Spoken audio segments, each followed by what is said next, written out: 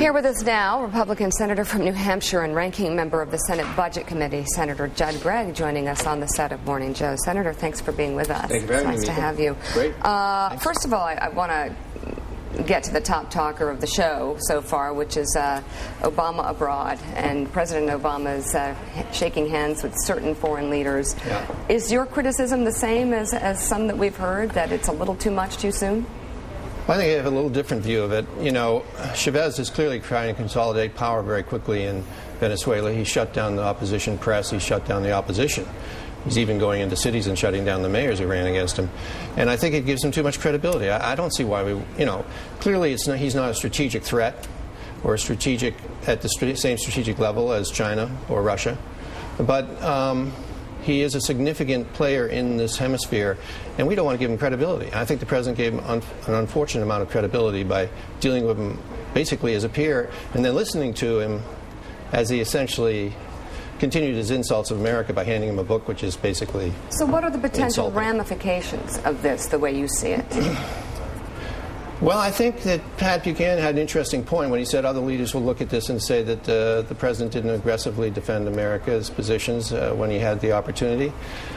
I suspect they're not at that level, though. I suspect it's probably less than that. But it's not a good way to start your presidency, to go into a forum like this with a bunch of folks who really aren't your peers in status and allow them to insult the country that you represent.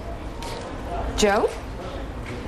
Senator, I'm not so. We keep talking about the handshake, and I suspect that the left will make this all about shaking hands and try to make it as small as possible. I think Pat and I's bigger concern, and I will guarantee you the majority of Americans' concerns outside of Manhattan and Georgetown, will be the fact that he sat passively there while Daniel Ortega, a man with a remarkable amount of blood on his own hands, called the United States a tyrannical power, and the president said nothing. Well, clearly the president should have taken an opportunity to explain democracy to both Ortega and Chavez. I mean, that's what is our strong card. We are a democracy. We're an extraordinary democracy. We are the light of the world on the issue of human rights and independence and freedom. And he had an opportunity to stand up and say, listen, you run a democracy by having a free press. You run a democracy by allowing elections. You run a democracy by allowing the people who disagree with you to have a voice. And I think the opportunity was sitting there when Chavez especially spoke, and it wasn't taken. And he should have taken that chance. He should have taken that made those points, because that's our strong card as a nation, and we should always promote that. Pat Buchanan? Senator, how are you? And let me ask you about the Obama, the president's budget. Is he going to get any Republican support whatsoever? And what about these tax increases by virtue of, I guess, reducing the deductibility of charitable contributions? Is that dead or is that alive? Well, he didn't get any support for his budget, and he didn't get any support because of not the short-term deficit. We all accept the fact there's going to be a short-term deficit, and it's a function of the fact that the government's the last source of liquidity for us, and we're trying to float the economy. But it's the long-term issue. When you get out 2, 3, 4 years, and he's still running trillion-dollar deficits, and he's adding to the debt a massive amount of debt on our children's back. And basically, if you run a trillion-dollar deficit for the next 10 years, which is what his budget is proposing, you're going to create a debt situation where our kids simply won't be able to afford the cost of this government, and we'll have to either inflate the economy and reduce the value of the dollar, or we'll have to dramatically raise taxes on the next generation, which clearly isn't fair to the next generation. Senator, hold on a second. Senator, we can't do nothing. I mean, Senator, we have to put these type of budget deficits out there that the CBO says will cripple America, and that the Democratic chairman of the Budget Committee says will cripple America, because if we don't support the crippling of America economically, then we want to do nothing. Well, Joe, I'll take that to be a question, and let me try to answer it the way I see it, which is this. His basic philosophy of government, he's very forthright about this, and I admire his forthrightness. He says, we can create prosperity by dramatically growing the government, dramatically moving it to the left, increasing its size from 20% of GDP up to 24, 25% of GDP, levels we've never seen since a war situation, World War II.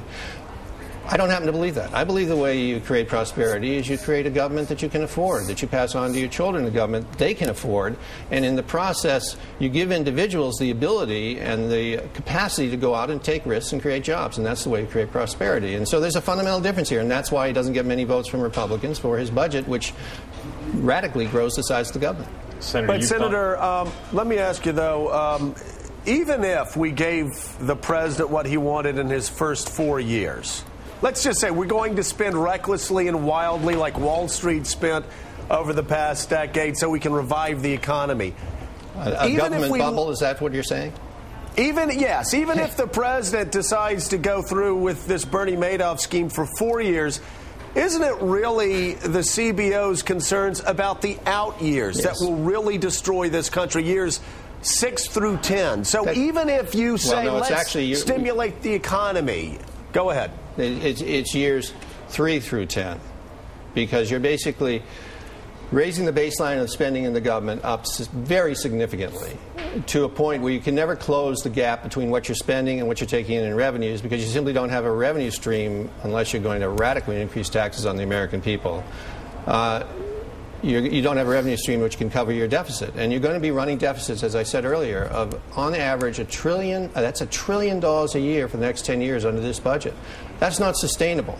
It's simply not sustainable. What you end up with then is a public debt ratio to the size of the economy ratio, which is about 80%. Well, you can't even get into the European Union with that type of public debt ratio. I mean, we would not be able to be admitted to the European Union when our public debt ratio goes that high, and it goes that high starting in about the year 2013. So this is a very serious problem that we're passing on to our children. And it's not fair, in my opinion, for one generation to do this to another generation. One generation should not so increase the size of government that it can't be afforded, and as a result pass on to your kids a government they can't afford and a debt load which they can't possibly handle. Mark Halperin. Senator, you've gone from being the president's choice to be his commerce secretary to being one of the leading critics in Congress now of the president's fiscal programs and plans on the budget. Not on the financial bailout. Right. So in terms of the budget, do you think the president's being pressured by liberals in Congress? Is that why he's parted ways with the direction you'd like to see him go? And are you done? Is it possible you could work with him on the budgetary issues? Or is your point now, your posture now, there's no common ground between you? Well, you got 2 points there, and they're both good points. First, I think he genuinely believes what he says, which is that you create prosperity by growing the government significantly. I mean, he was a community organizer. He genuinely believes that if you dramatically increase the size of government, you're going to generate more prosperity. Did you know that when you accepted the job to be his commerce secretary? Probably in the back of my mind. I didn't focus on it soon enough. The stimulus package helped focus that a little bit. On the second issue, can we work together? Yes. I believe there are areas where we can work together and where we have to work together, specifically Where's the common ground on budget entitlement issues? reform. The only way you're going to get these out-year numbers under control is if you move aggressively on entitlement reform. That's Social Security and Medicare. Those are big public policy issues. You cannot do them in a partisan way. The American public will not accept partisanship on those issues. They have to feel that what is being done in those issues, which affects almost every American, is fair. And the only way you get fairness is if you do it together. And is that an issue for this year? Should be. And it should be done under the format that Senator Conrad and I have proposed, which is basically you put together a group of folks who understand the issue, you tell them to come up with some ideas for how you solve these two issues, and then you fast-track it through the Congress, and people have to vote on it. They can't hide in the corners. All right. Thank you so much, Senator Judd Gregg. Thank you. Really do appreciate it. Nice to have you in the studio. Pleasure, Mika. Thank you.